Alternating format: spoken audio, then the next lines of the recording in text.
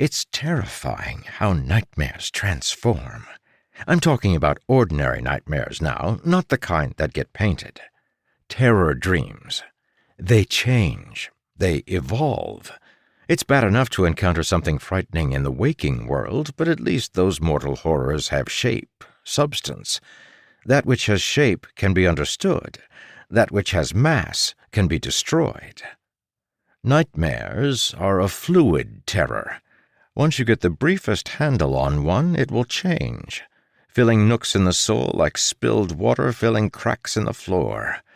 Nightmares are a seeping chill created by the mind to punish itself. In this, a nightmare is the very definition of masochism. Most of us are modest enough to keep that sort of thing tucked away, hidden. On Painter's world, those dark bits were strikingly prone to coming alive. He stood at the edge of the city, bathed from behind in radioactive teal and electric magenta, and stared out at the churning darkness. It had substance. It shifted and flowed similar to molten tar. The shroud, the blackness beyond, nightmares unformed. Trains traveled the Heon lines to places like the small town where his family still lived, a couple of hours away. He knew other places existed, yet it was difficult not to feel isolated while looking into that endless blackness. It stayed away from the Heon lines. Mostly. He turned and walked the street outside the city for a short time. To his right, those outer buildings rose as a shield wall with narrow alleyways between. As I said before, it wasn't a true fortification. Walls didn't stop nightmares. A wall would merely prevent people from stepping out onto the perimeter. In Painter's experience, no one came out here but his kind. The ordinary people stayed indoors.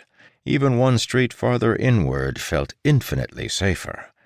The people lived as he once had, trying hard not to think about what was out there, seething, churning, watching.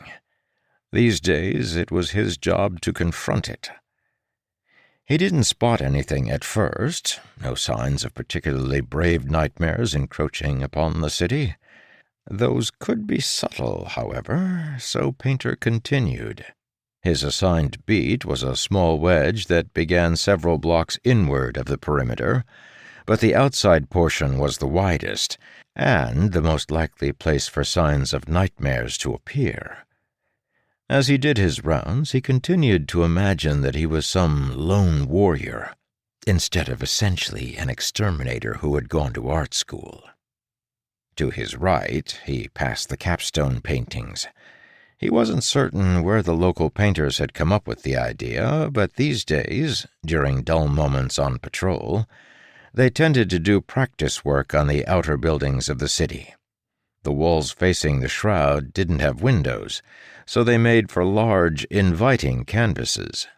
Not strictly part of the job, each was a certain personal statement. He passed Akane's painting depicting an expansive flower. Black paint on the whitewashed wall. His own spot was 2 buildings over. Just a blank white wall, though if you looked closely you could see the failed project beneath peeking through. He decided to whitewash it again, but not tonight, because he caught signs of a nightmare at last. He stepped closer to the shroud, but didn't touch it, of course. Yes, the black surface here was disturbed. Like paint that had been touched when near to drying, it was upset, rippling. It was difficult to make out as the shroud didn't reflect light, unlike the ink or tar it otherwise appeared to be. But Painter had trained well. Something had emerged from the shroud here and started into the city. He retrieved his brush, a tool as long as a sword, from his large painter's bag. He felt better with it in hand. He shifted his bag to his back, feeling the weight of the canvases and ink jar inside. Then he struck inward, passing the whitewashed wall that obscured his latest failure. He'd tried 4 times.